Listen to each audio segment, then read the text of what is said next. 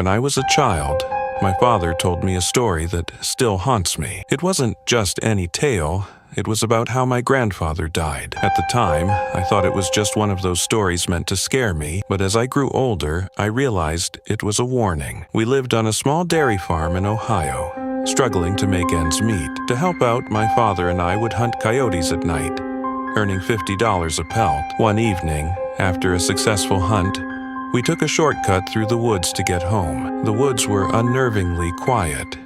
No animals, no wind, just silence. I remember feeling uneasy, but I didn't say anything. We kept walking, and that's when we stumbled onto a scene so disturbing I'll never forget it.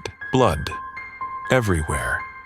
It was smeared across the trees, the grass, and even the rocks. In the middle of the clearing lay 3 deer, their bodies torn apart with horrifying force. Their limbs were scattered like discarded toys. "This isn't right," my dad muttered, his grip tightening around his shotgun. At first, we thought it might be coyotes or wild dogs, but the sheer brutality of it didn't make sense. Predators kill for food, not for sport. Whatever had done this wasn't natural.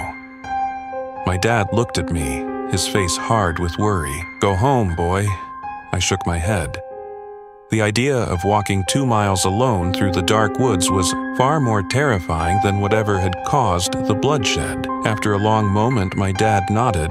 Though I could see the fear in his eyes, we decided to track it. The blood trail led us deeper into the forest, the air growing colder with every step. The trees seemed to close in around us, the silence almost suffocating. Finally, the trail ended at an old, abandoned schoolhouse. It was perched on a hill, half its roof torn away, the walls covered in vines. It looked like a forgotten relic from a time long past. "That's where it went," my dad whispered. As we approached, an unearthly noise shattered the silence. A high-pitched screech followed by a deep growl. It was unlike anything I'd ever heard.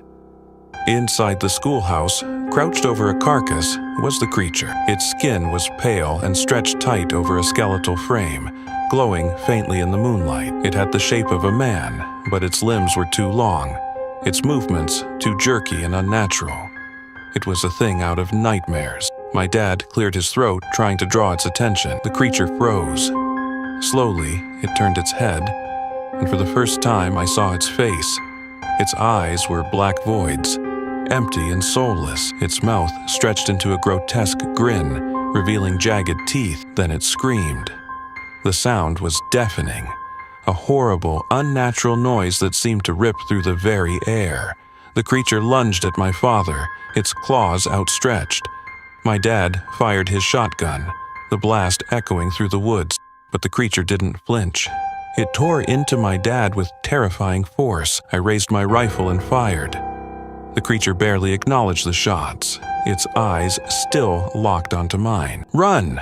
my dad shouted, his voice strained with pain. I didn't hesitate. I turned and ran, dragging my father behind me as fast as I could.